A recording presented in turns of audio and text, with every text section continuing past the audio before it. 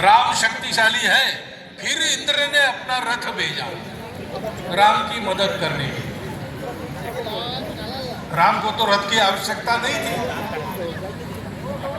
रावण रथी विरथ रघुवीरा, ऐसा देखकर विभीषण आके राम को कहता है कि कैसे होगा, आपके पास रथ नहीं। तो राम ने अपने रथ का वर्णन किया, कैसे कैसे गुण है मेरे जो रथ का काम करेंगे। क्यों ऐसे हुआ? क्योंकि राम के शक्ति का परिचय जब पूरा हुआ तो फिर देव जुट गए, इंद्र जुट गए। और इसलिए शक्ति चाहिए, लेकिन शक्ति बड़ा काम करने में एक की नहीं होती। शक्ति संगठन को होती हो, मिलकर रहने की होती है। जंगल में एक हाथी था, उन्मत्त हुआ था, तो जो दिखे उसको रोकता था, सूंड में उठाकर पटक देता था, सूंड में लपेटकर उखाड़ देता था, विध्वंस करता था। एक चिड़िया के घोंसले में बच्चे थे, उस घोंसले को उसने रोक दिया, वो बच्चे मर गए। चिड़िया दुखी हो गई, रोने लगी, और लोग भी आ गए रोने वाले, क्योंकि सबका नुकसान हुआ था कुछ ना कुछ। तो सबने मिलकर निश्चय किया कि हाथी को सबक सिखाना चाहिए। तो फिर मेंढक था, उसने कहा कि हाथी है, ये पानी की ओर जाएगा, तो मैं एक बड़ी चट्टान के ऊपर जाके अपना आवाज करता हूं तो हाथी को लगेगा कि पानी इधर है। तो चिड़िया ने कहा लगेगा, लेकिन देखेगा तो पता चलेगा पानी नहीं है, केवल मेंढक है। वो देखेगा नहीं वो, क्योंकि तुम उसकी आंख फोड़ो तो दिखेगा नहीं, और पानी में डूबना चाहेगा, आंख फूटी है वेदना से, तो मेरी आवाज के पीछे आएगा। अरे लेकिन वो ऐसे कैसे हमको करने देगा? तो चींटी ने कहा कि मैं जाऊंगी उसके कान में काटूंगी, तो पागल सा हो जाएगा, तब उसकी आंख। तो तीनों ने मिलकर अपना अपना काम किया। चींटी ने जाके सोए हुए हाथी के कान में जाकर ध्वंस किया, हड़बड़ाकर वो जागा, पागल जैसा भटकने लगा। चिड़िया ने उड़ते हुए जाके उसकी दोनों आंखें फोड़ दी, चिल्लाने लगा, पानी खोजने लगा। मेंढक ने अपनी आवाज की तो चट्टान पर चढ़ गया, मेंढक भाग गया कूद के, हाथी चट्टान से नीचे गिर के मर गया। ऐसी कहानियां बचपन में आपने भी सुनी है। कहानियां काल्पनिक है, लेकिन बोध तो सत्य है। सब मिलकर शक्ति होती है। शक्ति वास्तव में आपस में लड़ने की नहीं होती, शक्ति टूट फूट में नहीं होती, शक्ति दूसरों को तोड़ने में नहीं होती है। शक्ति हम आपस में मिलते हैं तो बनती है। संगठन में शक्ति होती, उस शक्ति के आगे कोई जीत नहीं सकता। ऐसी शक्ति हिंदू समाज की आवश्यक है। अगर सक्रियता हमको करनी है तो ये होना पड़ेगा। दूसरी बात है, हमको अपने आप को पहचानना पड़ेगा। सक्रिय होना है, शीघ्रता करनी है, जल्दी करनी है, लेकिन हड़बड़ी नहीं करनी। सक्रियता चाहिए, इसलिए कुछ भी इधर से उठा पटक उधर शुरू की, ऐसा नहीं करना है। तो समझना है कि हमारे सामने परिस्थिति क्या है। अब परिस्थिति का विचार दोनों प्रकार से हो सकता है, क्योंकि परिस्थिति 100% अनुकूल या 100% प्रतिकूल कभी नहीं रहती, और परिस्थिति सदा बदलते रहती है। तो परिस्थिति को देखेंगे, जो आदमी संकट को ही देखेगा वो डर जाएगा। जो आदमी अनुकूलता ही देखेगा वो आगे चल के खतरों में फंस जाएगा। इसलिए यथातथ्य समझना, दृष्टिकोण अपना ठीक रखना। रात को चांदनी चमक रही थी आसमान में, लाखों तारे चमचम चमचम कर रहे थे। दो मित्र घर के बाहर आए, आसमान को देखने लगे। उसमें एक था कवि, उसने एक कविता कह डाली चमकते हुए आसमान पर। दूसरा था, उसने कहा भैया तुम कविता कर रहे हो, विचार करो, ये सब अपने सर के ऊपर गिर गया तो अपना क्या हो। अब एक आदमी है जिसको चमकता आसमान देखकर कविता सुनती है, दूसरे को डर लगता है। और इसलिए हिम्मत और साहस को कभी नहीं छोड़ना।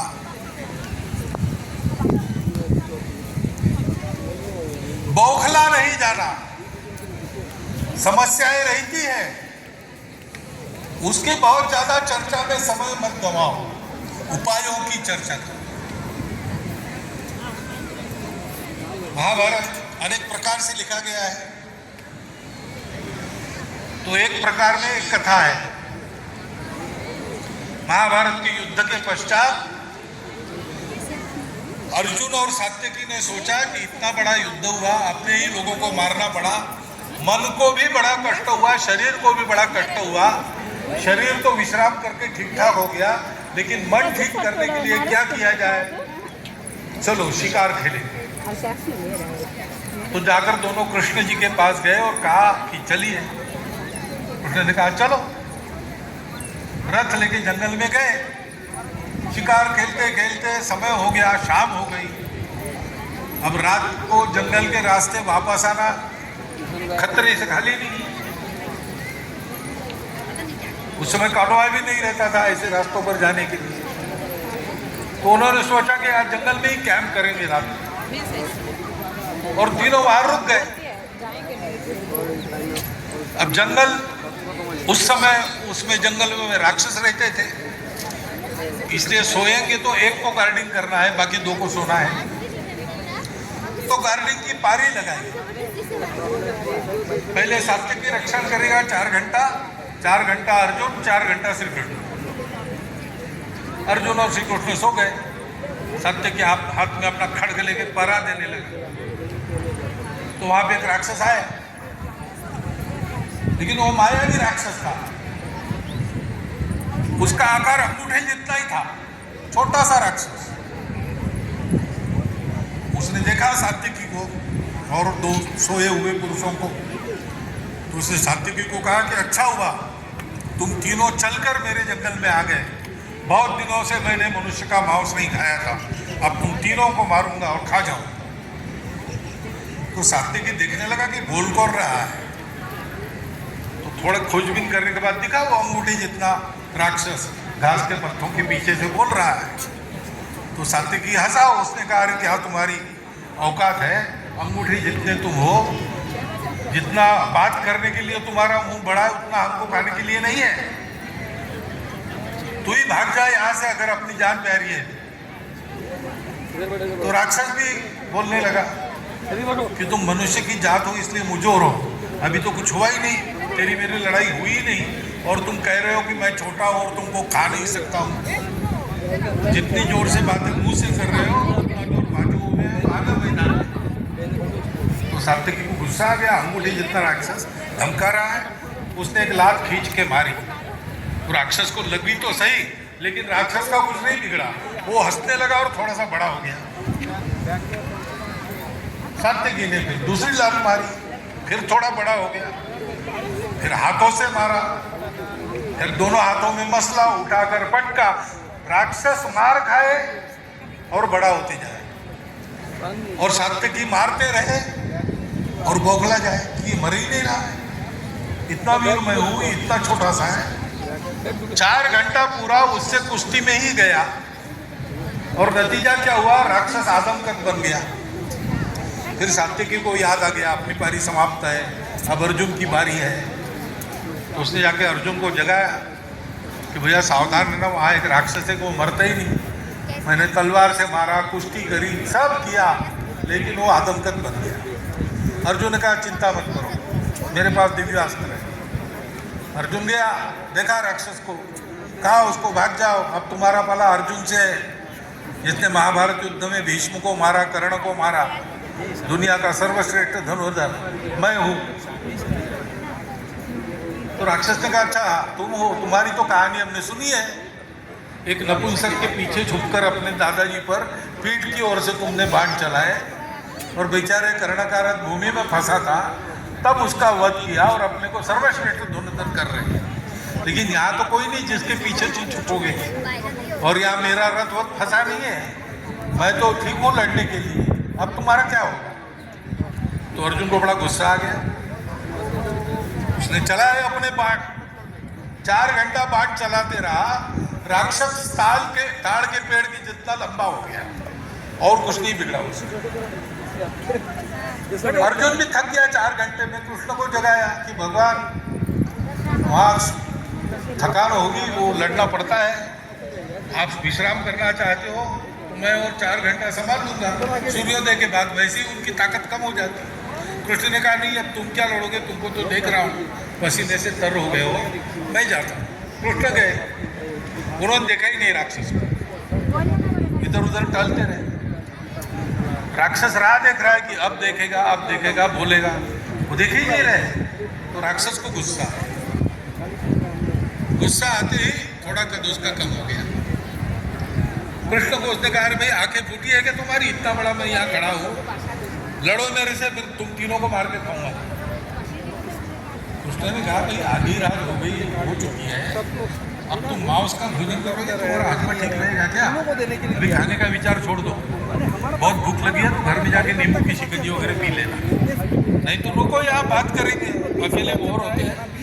सूर्योदय के बाद तुम अपने घर जाओ, अपने घर जाएंगे। तो राक्षस और खींच गए, जोर से आक्रमण किया उसने कृष्ण पर। कृष्ण तो सावधान थे, बचने लगे। राक्षस मारता जाए, कृष्ण बचते जाए, बीच बीच में थोड़ा अवसर मिला तो एक आधा तमाचा जड़ गया। ऐसा करते करते राक्षस बौखला गया, राक्षस चिढ़ गया, राक्षस छोटा होते होते अंगूठे जितना बन गया। फिर बांध लिया कृष्ण ने उसको अपने पल्लू में। सुबह उठे दोनों, भागे कृष्ण के पास, राक्षस का क्या हुआ? ये बात रखा है। तो आपने कौन सा अस्त्र चला, कौन सा मंत्र का? कृष्ण ने कहा मंत्र वंत्र की बात कुछ नहीं है। अरे भाई ये राक्षस अपने बौखलाहट पर और चिड़चिड़ाहट पर बड़ा होने वाला है। तुम लोग बौखला गए, चिड़चिड़ाकर विचार करने में तुम्हारे ध्यान में नहीं आया। मैंने थोड़ा शांत दिमाग से विचार किया, ठीक है समस्या है, लेकिन अपना भी कुछ है ना, मैं भी हूँ, मेरी भी कुछ शक्ति है, मैंने भी कुछ देखा है, झेला है, तो देखेंगे कैसे सामना करना। तो मेरे ध्यान में बात आ गई, तो लड़ने का काम तो उसने ही किया, लड़ते लड़ते छोटा हो गया। परिस्थिति की बात ऐसी होती है, परिस्थिति में अनेक समस्याएं रहती है, समझ में नहीं आता आगे कैसे जाए। चारों ओर देखेंगे तो कठिनाई ही कठिनाई है, लेकिन कठिनाई ही कठिनाई रहती है ऐसा नहीं है, अवसर भी रहते हैं। हमारा ध्यान नहीं रहता, हम संकट को देखते हैं, उसका विचार करते हैं, समस्या को देखते हैं, उसका विचार करते हैं, कठिनाइयों को देखते हैं, उसके बारे में सोचते हैं। अरे भी अवसर देखो, संकट में किधर जाने का अवसर है, कैसे प्रगति करेंगे, संकट में अवसर को खोजो, आपत्ति को इष्टापत्ति बनाओ। ऐसे जो सोचता है उसके सक्रियता का लाभ होता है। हिंदू समाज को आज इसकी आवश्यकता है। पहली आवश्यकता है एकता, दूसरी आवश्यकता है निर्भयता। गीत आपने सुना, हिंदू जगे तो विश्व जगेगा, मानव का विश्वास जगेगा। अगर हिंदू नहीं रहा तो जग और मानव भी नहीं रहेगा। हिंदू समाज किसी घाटे के सौदे में नहीं है, उसका अस्तित्व रहने वाला है। हमारा समाज अमर समाज है, क्योंकि समाज और राष्ट्र दुनिया में क्यों आते हैं?